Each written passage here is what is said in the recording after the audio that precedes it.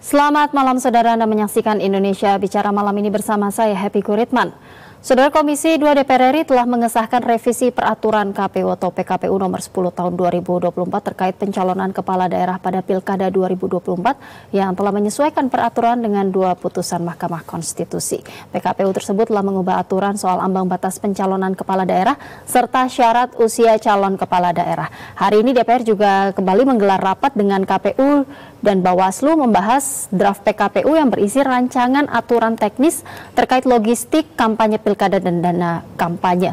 Di tengah waktu yang mendesak, mengingat besok sudah masuk dalam tahapan pendaftaran calon kepala daerah, bagaimana mengundangkan blade baru itu bisa dikejar dan apa dampak dari PKPU yang telah mengakomodasi putusan Mahkamah Konstitusi soal perubahan ambang batas pencalonan bisakah mengubah peta politik di berbagai daerah. Indonesia Bicara malam ini akan membahasnya bersama para narasumber saya.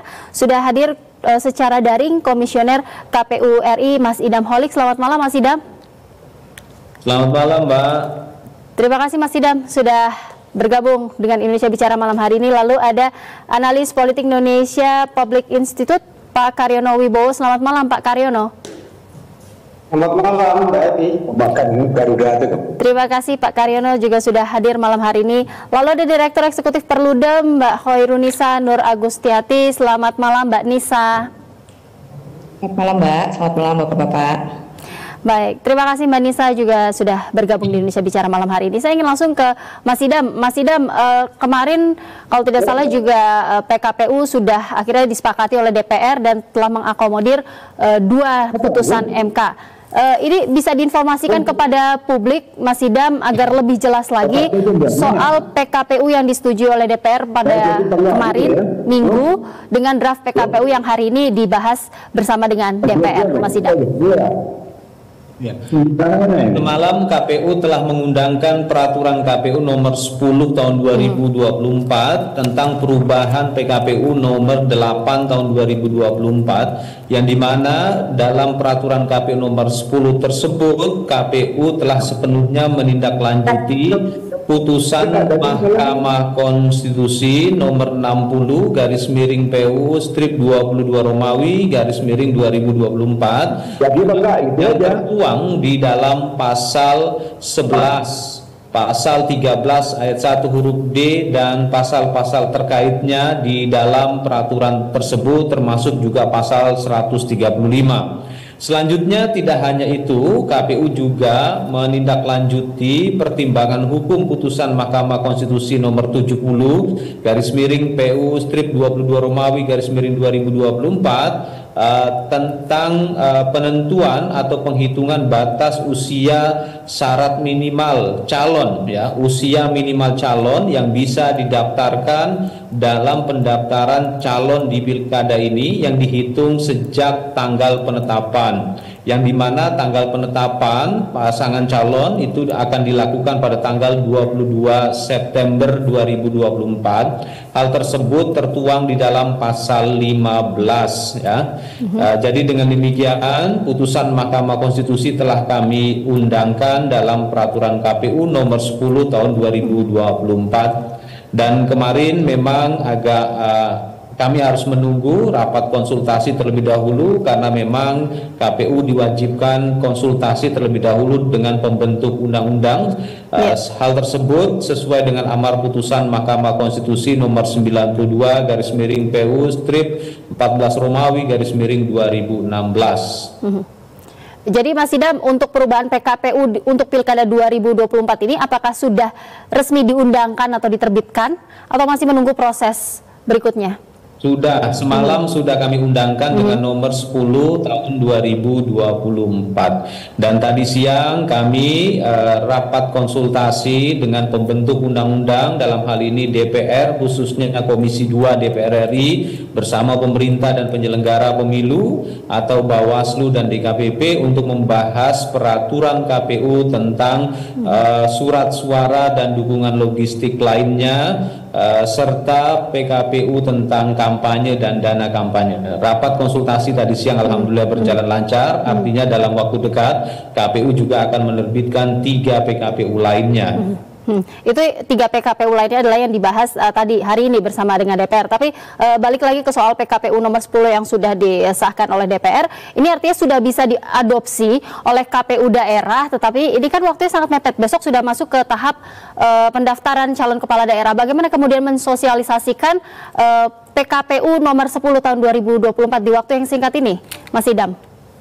Pada tanggal 23 Agustus malam hari, KPU telah menerbitkan surat dinas yang ditujukan kepada Satker atau Satuan Kerja KPU Provinsi se-Indonesia dan KPU Kabupaten Kota untuk menindaklanjuti putusan Mahkamah Konstitusi. Ya, jadi sebelumnya kami sudah perintahkan. Kenapa harus tanggal 23 Agustus? Sebab berdasarkan jadwal yang ada, tanggal 24 Agustus sampai dengan tanggal 26 Agustus hari ini adalah masa pengumuman pendaftaran pasangan calon.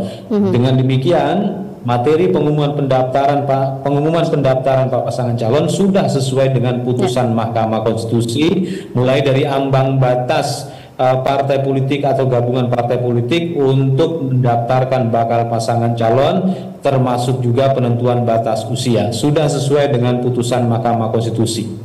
Baik, terima kasih Mas Idam. Saya ingin sapa terlebih dahulu anggota Komisi 2 DPR RI dari fraksi PAN, Pak Gus Pardi Gaus. Selamat malam, Pak Gus Pardi. Masih belum terdengar suaranya, Pak Gus Pardi, mungkin masih di mute. Waalaikumsalam warahmatullahi wabarakatuh. Waalaikumsalam. Selamat malam. Selamat malam. Terima kasih Pak Gus Pardi juga sudah bergabung malam hari ini bersama kami semua di Indonesia Bicara. Pak Gus Pardi mungkin juga bisa disampaikan kepada pemirsa tentang dinamika kemarin dan hari ini terkait pembahasan PKPU sampai akhirnya kemudian disahkan oleh DPR untuk kemudian menjadi panduan atau acuan peraturan untuk pendaftaran calon kepala daerah besok. Ya, sebagaimana disampaikan oleh Pak Idham berkaitan terhadap keputusan Mahkamah Konstitusi nomor 60 dan 70, di mana terjadi dinamika ketika Badan Legislasi melakukan revisi terhadap Undang-Undang Pilkada. Ketika itu tentu ini sesuatu yang dikhawatirkan oleh elemen bangsa, karena di dalam rancangan revisi Undang-Undang Pilkada itu tidak mengadopsi terhadap keputusan Mahkamah Konstitusi tersebut. Terjadilah dinamika, terjadi sesuatu yang tidak kita harapkan, demo di berbagai tempat dari Sabang sampai Merauke. Lalu terakhir ada jaminan dari pimpinan DPR untuk menyatakan bahwa tidak akan ditindaklanjuti pengesahan, karena ketika hari Kamis DPR dalam melakukan paripurnanya tidak memenuhi quorum, sehingga ada keputusan dan kesepakatan bahwa DPR tidak akan melanjutkan revisi terhadap Undang-Undang Pilkada tersebut. Nah, untuk itu komitmen yang disampaikan oleh DPR adalah bahwa DPR akan menindaklanjuti revisi keputusan Mahkamah Agung nomor 60 dan 70, di mana Ketua KPU juga menyampaikan akan mengirimkan surat kepada DPR untuk melakukan konsultasi guna melakukan revisi terhadap PKPU nomor 8. Alhamdulillah respon luar biasa dari DPR Komisi 2. Kita dengan KPU, Bawaslu, DKPP itu melakukan rapat pada malam Minggu sampai jam 24 malam, di mana ada komitmen yang disampaikan oleh pimpinan DPR bersama anggota. Biasanya konseling itu adalah sesuatu yang tidak bisa diliput, diakses oleh siapapun karena bersifat tertutup. Namun karena dinamika dan upaya-upaya dari elemen bangsa untuk mengawal keputusan yang akan diambil, maka kebijakan yang diambil oleh pimpinan bersama anggota adalah bahwa konsenering itu terbuka untuk umum. Sehingga pada malam itu hampir seluruh media elektronik meliput terhadap proses pelaksanaan, pembahasan, dan kesepakatan yang kita ambil. Karena konsenering bukanlah merupakan ranah untuk mengambil keputusan, hanya untuk sekedar adanya kesepahaman, kesepakatan, sehingga alhamdulillah sebagaimana dijamin oleh Ketua Komisi 2, begitu juga oleh Ketua KPU, di mana dinyatakan bahwa keputusan Mahkamah Konstitusi nomor 60 dan 70 itu sudah dimasukkan ke dalam pasal 11 tentang keputusan Mahkamah Konstitusi nomor 60, dan sedangkan keputusan Mahkamah Konstitusi 60 dimasukkan dalam pasal 15 secara utuh, copy paste disalin secara utuh, tidak ditambah dan tidak dikurangi. Kepastian itu ketika rapat saya yang berkomentar tentang itu minta jaminan, dan juga saya baca di samping dipresentasikan oleh Ketua KPU juga saya baca, dan alhamdulillah respon luar biasa dari DPR adalah hari Minggu yang merupakan hari libur, tanggal merah, kita mengagendakan RDP yang merupakan ranah lahan untuk melakukan konsultasi itu, dan juga dihadiri oleh Menteri Hukum dan HAM.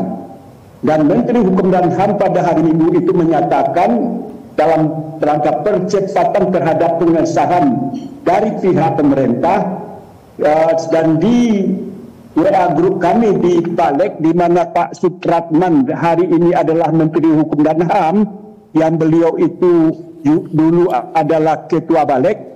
Itu di WA grup pagi hari Senin saya sudah mendapatkan informasi bahwa dari pihak Menteri Hukum dan HAM sudah ditandatangani, sudah disetujui terhadap konsep PKPU nomor 8 yang direvisi, khususnya tentang pencalonan dari partai politik terhadap upaya-upaya pelaksanaan pilkada sesuai dengan norma-norma yang ditetapkan oleh Mahkamah Konstitusi, tidak lagi berdasarkan kursi yang ada di DPR, tetapi berdasarkan suara sah yang dimiliki oleh partai-partai, dan partai-partai itu tidak dibedakan antara partai yang ada di DPRD ataupun yang tidak. Kemudian pasal keputusan Mahkamah Konstitusi nomor 70 tentang sebagaimana dikatakan oleh Pak Idham tadi adalah mengenai umur calon kepala daerah. Untuk gubernur adalah 30, untuk bupati dan wali kota adalah 25, di mana Mahkamah Agung memutuskan bahwa umur 30 itu adalah ketika dilantik sebagai kepala daerah. Itu pun konsep awalnya memang dibuat seperti itu oleh KPU, tapi alhamdulillah berkat sinergitas, kesepahaman, dan juga meresponi demo-demo yang dilakukan oleh mahasiswa, elemen masyarakat, akademisi dan lain sebagainya, secara utuh keputusan Mahkamah Konstitusi nomor 70 itu juga sudah merupakan bagian dari PKPU nomor 8 yang dimasukkan di dalam pasal 15. Ya. Artinya mengenai umur untuk calon gubernur dan wakil gubernur itu adalah 30 tahun ketika ditetapkan sebagai calon, bukan ketika dilantik. 25 tahun untuk calon bupati wali kota itu ketika ditetapkan sebagai calon dan bukan ketika dilantik. Ya. Barangkali itu respon yang luar biasa yang kami persembahkan kepada bangsa dan negara, terutama para kawan-kawan yang meminta kepada DPR agar tegak lurus dengan keputusan Mahkamah Konstitusi itu. Barangkali demikian. Baik, terima kasih Pak Gus Pardi. Artinya Senin pagi ini sudah sah diundangkan PKPU nomor 10 tahun 2024 ini. Saya ingin ke Mbak Nisa. Mbak Nisa, rancangan maksud saya PKPU ini sudah mengakomodir 2 putusan MK, ini sudah seperti yang diharapkan atau masih ada poin yang mungkin menurut Perludem perlu ditambahkan atau dibahas? Ya, memang sudah seharusnya Mbak, karena putusan Mahkamah Konstitusi kan sifatnya final dan mengikat. Final dan mengikat itu ke seluruh warga bangsa gitu ya, bukan hanya kepada para pemohon, partai buruh dan juga partai Gelora, tapi ke semuanya, termasuk juga kepada penyelenggara pemilu. Jadi kalau hari ini kemudian sudah mengakomodir putusan Mahkamah Konstitusi, ya memang sudah seharusnya. Nah, tapi kan kemudian kemarin dalam rangka memastikan bahwa putusan Mahkamah Konstitusi ini diakomodir, energi yang dikeluarkan kan sangat besar. Karena kita tentu masih ingat ya, putusan Mahkamah Konstitusi itu tanggal 20 Agustus dibacakan. Lalu di tanggal 21-nya ada rencana dari Balek untuk melakukan revisi terhadap Undang-Undang Pilkada yang tidak sejalan dengan putusan Mahkamah Konstitusi, sehingga di tanggal 22 Agustus masyarakat banyak yang turun ke jalan. Bukan hanya di Jakarta, tapi juga di berbagai macam daerah, termasuk juga menyuarakan melalui media sosial. Nah, ini kan energinya besar sekali gitu ya, karena teman-teman yang turun ke jalan kan sampai ada yang luka-luka gitu ya. Ya berkorban ya, semua kan kemudian turun ke jalan itu kan ya berkorban waktu, tenaga untuk memastikan bahwa kita bernegara ini perlu taat konstitusi gitu ya, kita berdemokrasi ini perlu taat pada jalurnya gitu, tetap on the track gitu. Jadi kalau hari ini itu sesuai dengan putusan Mahkamah Konstitusi memang seharusnya, tapi kemarin dinamika-dinamika itu yang kemudian menjadikan energi yang harus dikeluarkan tadi tuh besar sekali Mbak, untuk memastikan bahwa kita bernegara ini taat konstitusi, tetap pada jalurnya, demokrasi tetap terjaga gitu ya. Karena kan kenapa kemarin publik banyak yang turun ke jalan, karena saya rasa publik pun melihat bahwa apa yang kemarin terjadi gitu ya, dengan ingin melakukan revisi Undang-Undang Pilkada yang tidak sesuai dengan putusan Mahkamah Konstitusi itu sudah melampaui logikanya publik gitu. Publik kan marah ketika ada yang ingin menyimpangi konstitusi, ketika ada yang ingin membajak demokrasi, sehingga orang harus turun ke jalan memastikan semuanya tetap pada jalurnya. Jadi ini yang perlu kemudian kita jadi pegangan kita bersama gitu ya, supaya ke depan ya kenapa sih kita nggak bisa bernegara atau berhukum secara patut gitu loh, sesuai dengan apa yang diamanahkan oleh konstitusi. Baik, terima kasih Mbak Nisa. Saya ingin ke Pak Karyono. Pak Karyono, apakah kemudian dengan PKPU yang telah mengikuti putusan MK ini kemudian bisa ada potensi pergerakan dinamika politik pencalonan kepala daerah ini yang berubah? Ini seperti apa kalau dari amatan Anda? Baik, terima kasih Mbak Epi. Yang pertama, sebelum saya menjawab pertanyaan Mbak Epi, ya, dengan segala dinamikanya, saya mengapresiasi ya pada KPU yang sudah merevisi PKPU nomor 8 tahun 2024 menjadi PKPU nomor 10 tahun 2024. Meskipun saya sependapat dengan apa yang disampaikan oleh Mbak Khairunisa tadi, bahwa sudah seharusnya KPU merevisi ya PKPU yang sesuai dengan putusan Mahkamah Konstitusi ya. Namun demikian apa yang sudah ditetapkan oleh KPU ya melalui PKPU nomor 10 tahun 2024 ini mengakhiri ya konflik hukum dan juga mengakhiri konflik antar lembaga negara ya.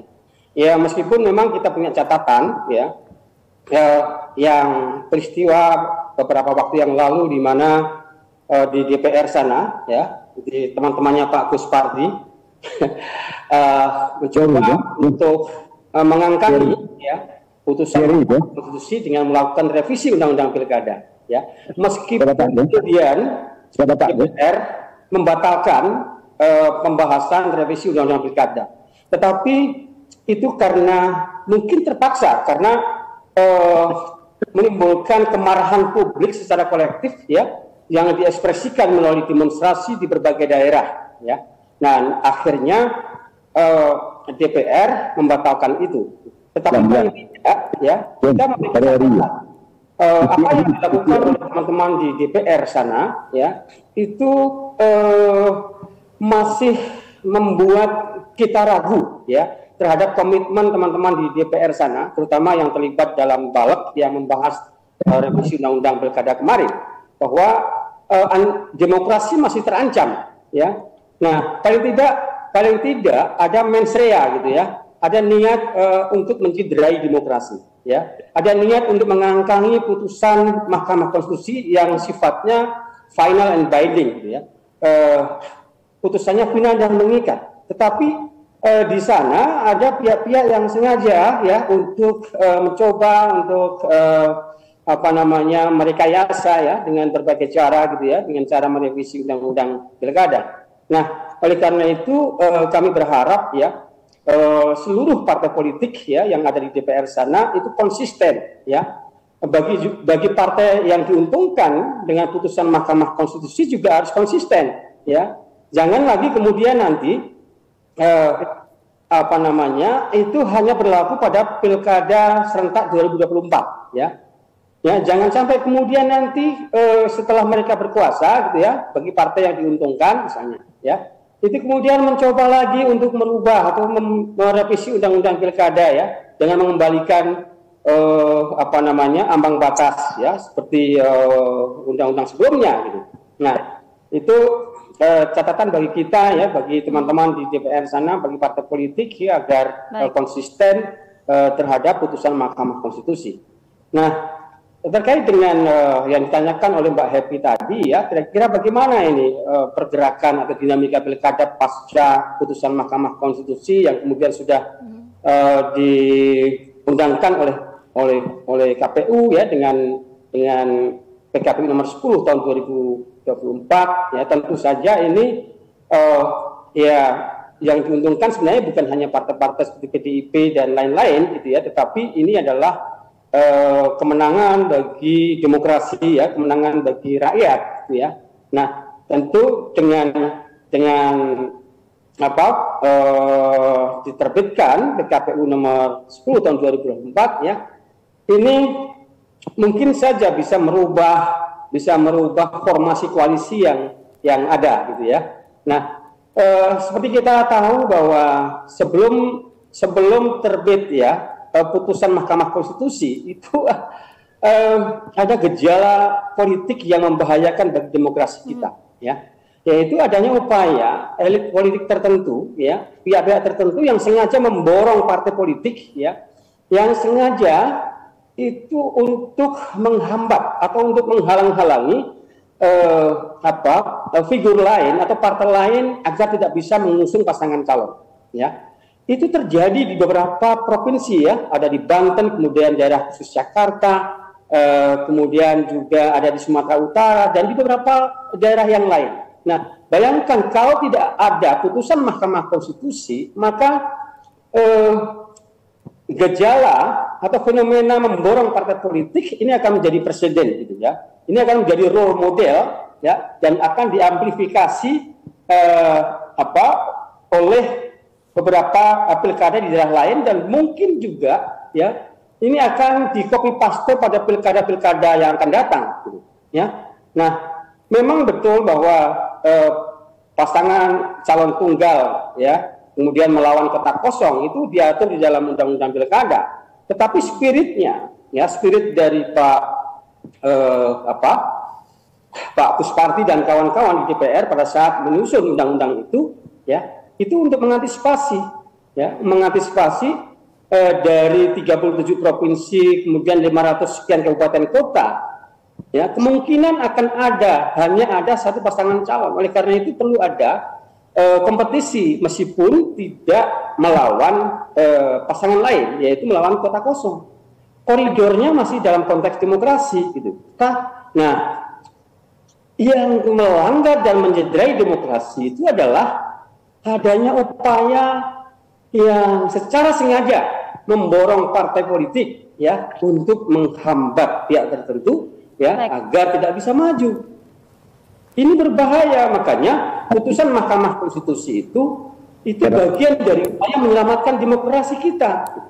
Ya. Baik. Nah, saya kira itu, baik, Mbak Happy. Baik, Pak Karyono, baik. Artinya mungkin saja bisa merubah formasi koalisi yang sudah ada sekarang. Nanti kita akan bahas lebih lanjut, Pak Karyono. Tapi kita harus jeda terlebih dahulu. Pemirsa, jangan kemana-mana, tetaplah bersama kami di Indonesia Bicara.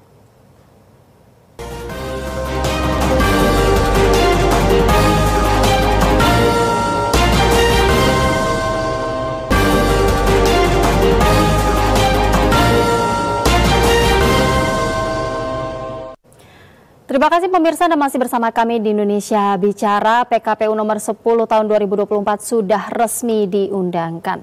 Namun hari ini Komisi 2 DPR juga kembali menggelar RDP dengan KPU, Bawaslu, dan DKPP serta Kemdagri untuk membahas 3 rancangan PKPU dan 3 rancangan peraturan Bawaslu, di mana pembahasan ini dilakukan sehari jelang pembukaan pendaftaran calon kepala daerah yang akan digelar besok 27 Agustus 2024. Mas Idam, kalau tidak salah tadi membahas soal logistik kampanye dan dana kampanye bersama dengan DPR dan Bawaslu. Bisa disampaikan ke publik, pemirsa TVRI, apa soal aturan teknis terkait dengan logistik, kampanye pilkada dan juga dana kampanye pilkada ini? Apakah ada aturan yang diubah dari aturan sebelumnya? Ya, tentunya dalam kami melakukan proses legal drafting untuk peraturan teknis, kami berupaya memberikan solusi terhadap penyelenggaraan pilkada, ya, sehingga nanti teman-teman dalam melaksanakan aturan teknis tersebut itu tidak terkendala. Dan dalam proses legal drafting itulah mengapa berangkat dari hasil evaluasi terhadap pelaksanaan pilkada yang terakhir serentak 2020 kemarin di tahun 2020. Ya, karena masalahnya di awal September ini KPU harus sudah mulai melakukan proses distribusi logistik pilkada, ya, sampai dengan nanti pada waktunya logistik pilkada harus sudah sampai di tangan KPPS. Ya, jadi regulasi yang tadi dibahas di DPR tersebut, ya, untuk memastikan bahwa logistik yang dibutuhkan itu sesuai dengan spesifikasi ataupun kebutuhan. Selanjutnya tadi juga kami berkonsultasi tentang rancangan teknis peraturan kampanye dan dana kampanye. Khusus di dana kampanye kami nanti akan mewajibkan kepada para relawan yang terdaftar untuk melaporkan dana kampanyenya, ya, dan ini merupakan aturan yang sifatnya baru di pilkada ataupun di pemilu kemarin. Ini belum diatur, ya, dan mudah-mudahan nanti para relawan yang terdaftar itu dapat bisa melaporkan penggunaan dana kampanyenya secara akuntabilitas publik, ya, serta transparan. Ya, Mas Idam, setelah PKPU ini diundangkan, sebenarnya masih ada langkah apa lagi yang masih perlu dilakukan oleh KPU untuk kemudian memastikan bahwa PKPU ini dijalankan dan dilaksanakan oleh KPU daerah sehingga pelaksanaan atau tahapan pilkada 2024 terutama besok pendaftaran ini berjalan dengan baik dan sesuai dengan PKPU? Malam ini KPU RI akan menerbitkan keputusan KPU tentang pedoman teknis pendaftaran pencalonan. Mengapa baru diterbitkan? Karena memang kami menunggu perubahan PKPU nomor 8 tahun 2024 diundangkan, dalam hal ini PKPU nomor 10 tahun 2024, tetapi secara substansi materi yang akan kami undangkan dalam keputusan tersebut itu sudah kami bintek atau kami berikan bimbingan teknis kepada KPU se-Indonesia. Dan kenapa baru terbit? Karena memang menunggu perubahan-perubahan khususnya putusan Mahkamah Konstitusi, ya, sehingga baru kami terbitkan malam ini. Insya Allah rekan-rekan di daerah ini akan lancar dalam melakukan proses penerimaan pendaftaran calon. Baik, Mas Idam terakhir, karena Mas Idam juga harus beranjak, ya Mas, karena hanya bisa di segmen kedua. Apa yang bisa, ya, atau yang ingin KPU sampaikan untuk KPU daerah agar tahapan pilkada besok berjalan dengan baik? Kepada rekan-rekan kami KPU daerah, baik KPU provinsi, KIP Aceh ataupun KPU atau KIP Kabupaten Kota se-Indonesia yang mulai tanggal 27 sampai dengan tanggal 29 Agustus 2024 akan menerima pendaftaran pasangan calon. Pertama, pastikan dalam proses penerimaan pendaftaran pasangan calon tersebut sesuai dengan aturan yang berlaku. Yang kedua, berikanlah pelayanan terbaik kepada pasangan calon secara adil secara adil dan profesional ya, untuk memastikan tidak ada kode etik yang dilanggar dalam proses penerimaan pasangan calon tersebut. Yang selanjutnya, buka ruang partisipasi seluas-luasnya dalam proses pencalonan ini, khususnya dalam penerimaan pendaftaran pasangan calon, yang dimana kami wajibkan kepada KPU daerah untuk menyiarkan secara langsung kegiatan proses penerimaan pendaftaran pasangan calon. Dan kami ingin mengajak kepada masyarakat untuk berpartisipasi aktif dengan cara mengakses informasi ini secara langsung mulai tanggal 27 sampai dengan tanggal 29 Agustus 2024. Dan nanti dalam pelaksanaan verifikasi administrasi kami juga membuka ruang kepada masyarakat untuk menyampaikan masukan dan tanggapannya. Dan apabila masukan dan tanggapan tersebut berkenaan dengan persyaratan calon, maka hal tersebut nanti akan ditindaklanjuti oleh KPU di daerah. Baik, terima kasih Mas Idham Holik, Komisioner KPU RI, sudah berbagi pandangan dan juga informasi untuk pemirsa TVRI malam hari ini. Terima kasih Mas Idham, selamat malam. Terima kasih, selamat malam untuk semuanya. Baik, selanjutnya saya ingin ke Pak Gus Pardi.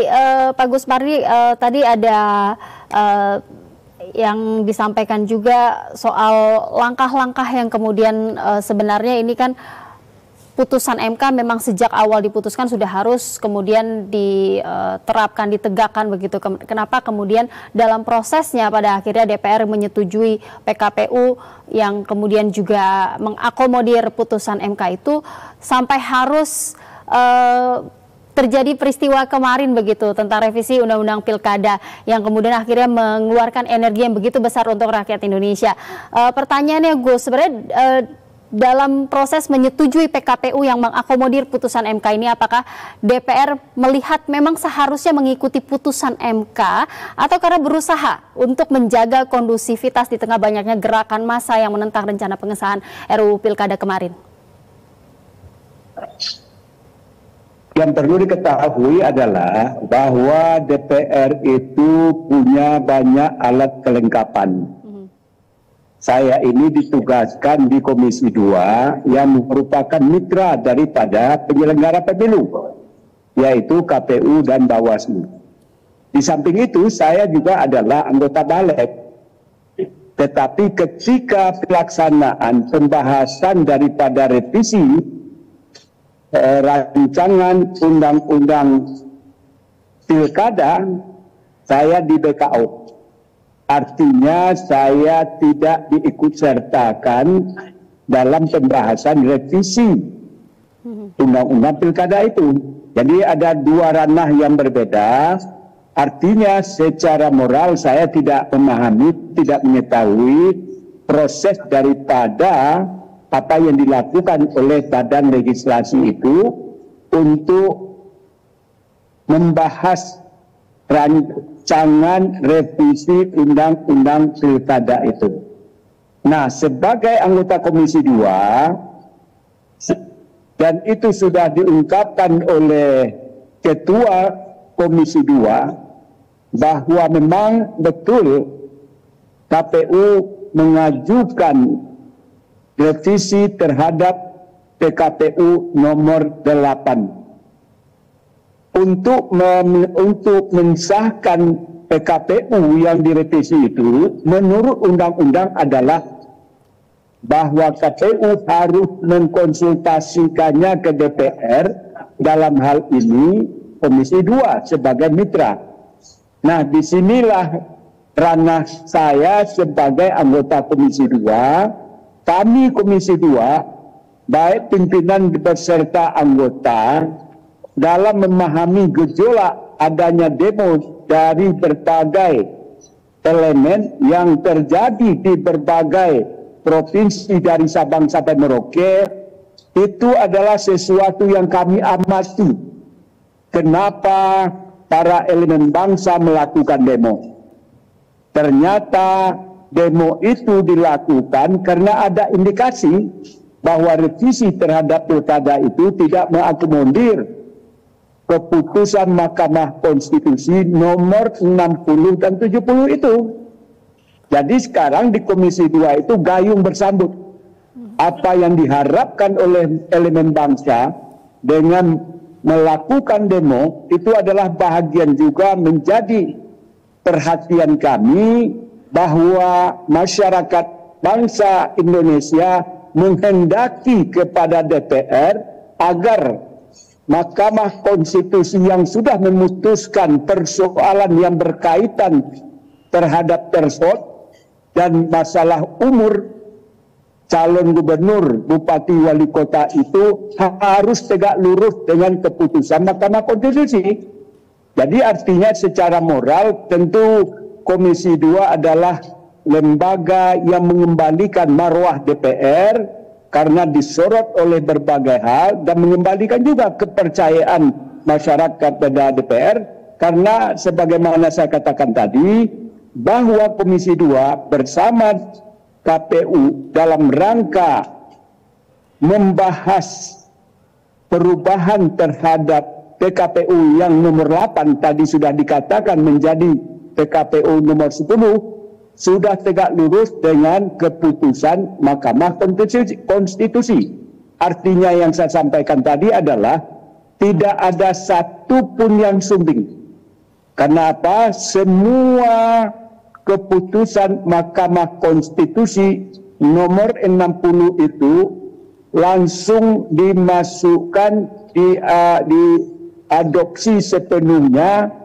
Malah saya katakan di copy paste, disalin secara utuh tanpa ditambah, tanpa dikurangi sehingga kekhawatiran masyarakat sebagaimana saya sampaikan tadi bahwa dalam konsinyering itu pun kita membuka ruang untuk bisa diakses oleh siapapun. Karena biasanya konsinyering itu adalah bersifat tertutup. Kita pada Sabtu malam itu memberikan ruang kepada media untuk mengawal apa benar DPR sesuai dengan janji yang disampaikan oleh Ketua Komisi 2 bersama Ketua KPU akan tegak lurus. Ternyata alhamdulillah bukan sebagaimana saya katakan tadi itu tegak lurus. Tidak hanya itu, hari Minggu kita melakukan RDP yang resmi untuk melakukan di mana KPU melakukan konsultasi sebagaimana undang-undang yang menyatakan setiap perubahan ataupun revisi PKPU ataupun peraturan Bawaslu harus dikonsultasikan ke DPR. Kami hari Minggu tanggal merah melaksanakan RDP dalam rangka menindaklanjuti keinginan KPU untuk melakukan konsultasi agar PKPU yang kita bicarakan malam hari ini bisa sesegera mungkin dilakukan sehingga tidak menjadi kendala. Tanggal 27 itu para partai-partai yang akan mengusung kadernya ataupun di luar kader untuk mencalonkannya pada tanggal 27 November sampai 29 Desember tidak terganggu. Baik, Pak Gus Pardi. Terima kasih. Saya ingin ke Pak Karyono. Pak Karyono, kita bicara soal tadi yang sempat juga sudah Anda sampaikan sebelumnya. Di salah satu pasalnya ini misalnya pasal 11, ini yang mengakomodir putusan MK, ini mengatur soal persyaratan ambang batas partai politik bisa mendaftarkan pasangan calon kepala daerah. Apakah pasal ini bisa berpotensi bagi partai untuk menarik dukungan, merubah arah dukungan dari yang sudah dideklarasikan? Karena kan tadi kalau Pak Karyono menyampaikan sebelum putusan MK itu ada upaya untuk kemudian bisa memborong lebih banyak partai politik, sementara setelah putusan MK ini bisa berpotensi terjadi perubahan dinamika politiknya. Seperti apa Pak Karyono?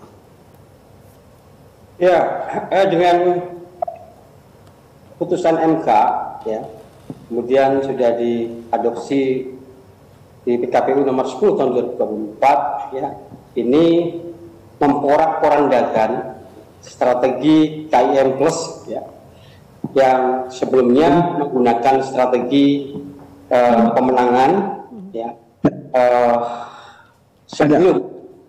sebelum kompetisi dengan cara memborong partai, ya.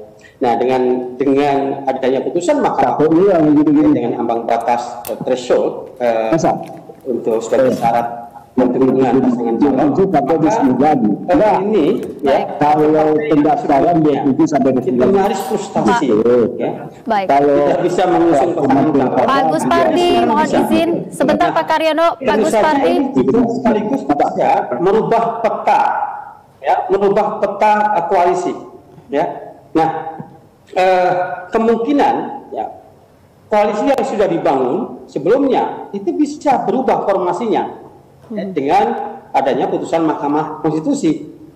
Nah, jadi nanti kita lihat, ya, apakah koalisi yang sudah dibangun sebelumnya akan konsisten atau kemungkinan akan berubah. Nah, menurut saya, ya, ada kemungkinan besar, ya, formasi koalisi ini akan berubah pasca putusan Mahkamah Konstitusi.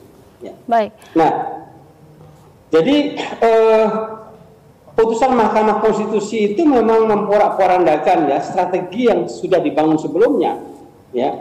Nah, karena gini Mbak Happy, ya, dalam pemenangan pilkada, ya, itu ada 3 tahap, ya, ada 3 tahap strategi pemenangan.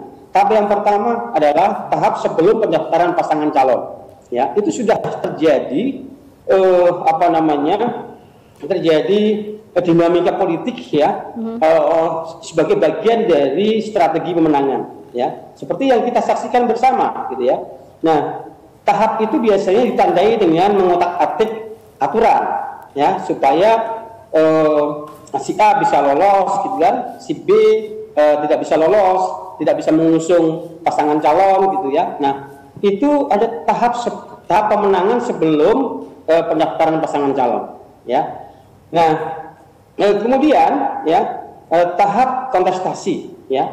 Nah, itu ada strategi pada tahap kontestasi, ya, bagaimana melakukan strategi kampanye, ya, bagaimana melakukan penggalangan pemilih, ya, dan lain sebagainya, ya. Nah, kemudian yang ketiga adalah tahap pemungutan suara. Nah, biasanya ini terjadi untuk mengotak-atik, gitu, ya, hasil pemungutan suara, gitu. Nah, ini juga kerap kali terjadi. Jadi apa yang kita saksikan sekarang itu bagaimana pihak tertentu, ya, itu menggunakan strategi memborong partai politik, ya, untuk menghambat, ya, pihak lain, ya, untuk memudahkan agar mereka bisa memenangkan dalam kontestasi. Karena begini, dalam pengalaman pilkada sebelumnya, ya, itu sebagian besar, ya, calon tunggal melawan kotak kosong itu mayoritas dimenangkan oleh pasangan, ya. Kotak kosong kalah. Hanya satu yang terjadi di Kota Makassar, di mana kotak kosong menang, ya. Nah, artinya apa? Di sini ada probabilitas, kemungkinan untuk menang, ya, itu lebih besar kalau hanya ada satu pasangan calon melawan kotak kosong. Nah, yang tidak boleh itu kan bagaimana merekayasa dengan berbagai cara, ya. Untuk misalnya dengan memborong partai politik agar hanya ada satu pasangan calon, gitu, ya.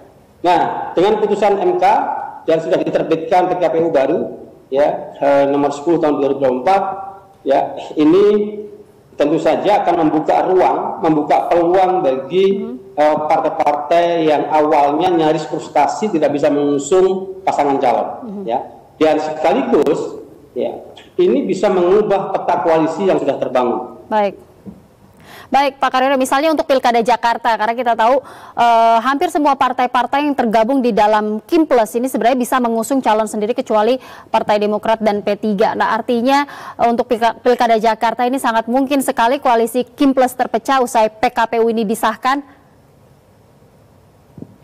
Iya, bisa saja terjadi ya, beberapa partai politik yang sebelumnya sudah menyatakan dukungan ya bersama-sama dengan KIM ya, itu bisa saja nanti mengusung pasangan calon sendiri gitu ya. Jadi masih sangat dinamis dan masih sangat terbuka bagi partai-partai lain yang memenuhi syarat sebagaimana ketentuan Mahkamah Konstitusi ya, itu bisa mengusung pasangan calon sendiri. Apakah nanti juga bisa koalisi juga dengan partai PDI Perjuangan misalnya? Bisa saja itu terjadi. Baik, saya ingin ke Mbak Nisa. Mbak Nisa, PKPU yang telah mengakomodir 2 putusan MK ini apakah benar-benar bisa mencegah calon tunggal melawan kotak kosong seperti yang ditakutkan ini bisa mengganggu proses demokrasi kita? Ya, putusan Mahkamah Konstitusi nomor 60 itu saya rasa memecah kebuntuan ya atas apa yang terjadi belakangan ya dengan dinamika koalisinya, karena sebelumnya kan persyaratan untuk dari jalur partai politik itu harus memenuhi 20% kursi atau 25% suara. Itu syaratnya tinggi sekali. Jarang sekali ada partai politik yang bisa mengusung calonnya sendiri. Mau tidak mau harus berkoalisi. Nah, dengan putusan Mahkamah Konstitusi nomor 60 ini kan syaratnya jadi lebih mudah. Rentangnya hanya 6,5 sampai 10% suara tergantung masing-masing DPT setiap wilayah. Jadi jauh sekali lebih mudah gitu ya. Partai politik sebetulnya jadi lebih berdaya untuk bisa mengusung kadernya sendiri. Dan potensi calonnya akan lebih banyak, itu jadi lebih besar gitu ya. Selama ini kan kalau dengan syarat yang sebelum putusan Mahkamah Konstitusi itu mau nggak mau harus bersatu dalam satu bangunan koalisi, sehingga partai itu ketika mengajukan calon yang mengusung kadernya orang gitu ya, bukan kadernya sendiri. Nah, tapi dengan putusan MK ini bisa maju sendiri gitu ya, sehingga tadi disampaikan bahwa bisa jadi koalisi yang sebelumnya sudah terbentuk sebelum putusan Mahkamah Konstitusi ini jadi berombak gitu ya, karena partai akan berpikir, oh kami bisa kok maju sendiri gitu, dan bisa memecah kebuntuan soal orang akan sebelumnya kan orang beranggapan bahwa potensi calon tunggalnya akan semakin meningkat karena trennya kan juga naik. 2015 ada 3 daerah, 2017 ada 9, 2018 ada 16, 2020 ada 25. Nah, ada dugaan bahwa kalau syaratnya masih sama dengan sebelumnya gitu ya, sebelum diputuskan Mahkamah Konstitusi, itu bisa jadi 2 kali lipatnya gitu ya, bisa 50-an daerah yang calon tunggal. Nah, ini kan tentu nggak sehat buat demokrasi, karena yang namanya demokrasi itu ada persaingan yang setara antara calon gitu ya, bukan dengan calon dengan kotak kosong. Nah, tapi kan sebetulnya kemarin yang terjadi adalah sebelum adanya putusan Mahkamah Konstitusi, kan koalisinya seperti ingin ditaruh di satu perahu yang sama, sehingga kompetisinya jadi dihilangkan. Kalau calon tunggal kan artinya ya bisa kita bilang nih nggak ada kompetisinya gitu ya, nggak ada adu gagasan, nggak ada adu ide gitu ya. Tentu nggak sehat buat demokrasi.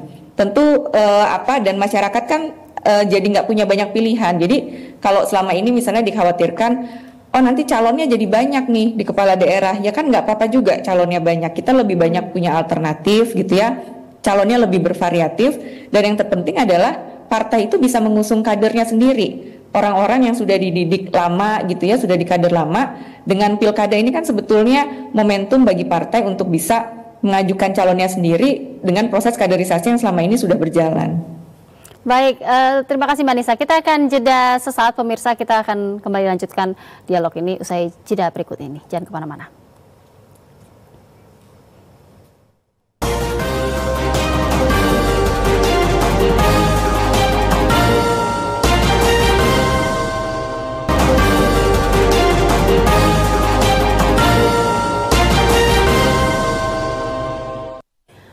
Terima kasih Anda masih bersama kami Indonesia Bicara. PKPU dan dinamika pencalonan pilkada menjadi bahasan kami malam hari ini. Saya ingin kembali ke Mbak Nisa dari Perludem.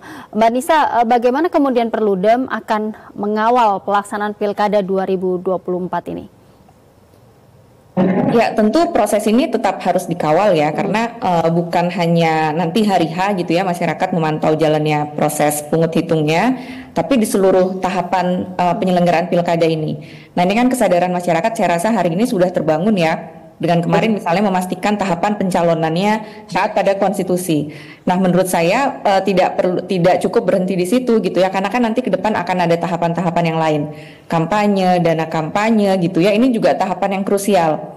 Tadi Pak Idam kan mengatakan bahwa ini sedang diproses nih PKPU-nya, logistik, kampanye, dan dana kampanye. Nah harus cepat menurut saya, karena jangan sampai mepet dengan jadwal kampanyenya gitu ya. Kan selama ini yang terjadi begitu. Kalau mepet tentu tidak akan maksimal. Dan yang perlu di-highlight juga kalau soal kampanye, dana kampanye, tentu kita perlu mengawal ya. Misalnya soal dana kampanye, soal transparansinya gitu ya. Soal memastikan bahwa KPU akan bisa memberikan kepada masyarakat secara transparan dan terbuka sebetulnya aliran uang dana kampanye yang digunakan oleh calon ini dari mana dan untuk apa. Jadi jangan sampai laporan dana kampanye itu misalnya hanya formalitas saja gitu ya, karena laporan dana kampanye kan menjadi bagian instrumen publik untuk menentukan hak politiknya. Nah, masyarakat bisa berpartisipasi asalkan ada transparansi dari penyelenggara pemilunya. Jadi itu yang harus dipastikan juga dilakukan oleh penyelenggara pemilu, Mbak. Baik, Mbak Nisa, saya ingin ke Pak Karyono. Pak Karyono, singkat saja, apa kemudian yang perlu kita jadikan perhatian bersama untuk penyelenggaraan Pilkada 2024, terutama untuk tahapan besok? Ya, PKPU nomor 10 tahun 2024 itu bukan akhir dari perjuangan untuk mengawal demokrasi melalui pelaksanaan Pilkada serentak tahun 2024 ya. Masih banyak tahapan-tahapan yang juga krusial yang membutuhkan perhatian publik ya, perhatian dan juga keseriusan kita untuk mengawal bagaimana proses pelaksanaan Pilkada serentak itu sesuai dengan azas ya, jujur, adil ya, langsung, umum, bebas dan rahasia ya, sehingga menghasilkan pelaksanaan pilkada yang memiliki legitimasi, memiliki kredibilitas ya, menghasilkan pemimpin daerah yang memiliki integritas. Itu saya kira yang perlu kita kawal bersama. Baik, terima kasih Pak Karyono. Pak Gus Pardi, apa pesan DPR untuk pelaksanaan tahapan pilkada besok, khususnya di pendaftaran calon kepala daerah, baik itu untuk pesertanya, penyelenggara, dan juga untuk masyarakat kita? Ya, tentu kami ingin menghimbau kepada seluruh partai politik, begitu juga para calon yang ingin mengabdikan dirinya sebagai kepala daerah, di mana dengan keputusan PKPU nomor 10 tahun 2024 yang sudah mengakomodir keputusan Mahkamah Konstitusi nomor 60 dan 70, tentu ini adalah memberikan apresiasi ke partai-partai untuk diberikan pencerahan. Ini adalah mereformasi sistem pencalonan, di mana selama ini untuk pencalonan itu berbasiskan jumlah kursi, sekarang berdasarkan jumlah suara.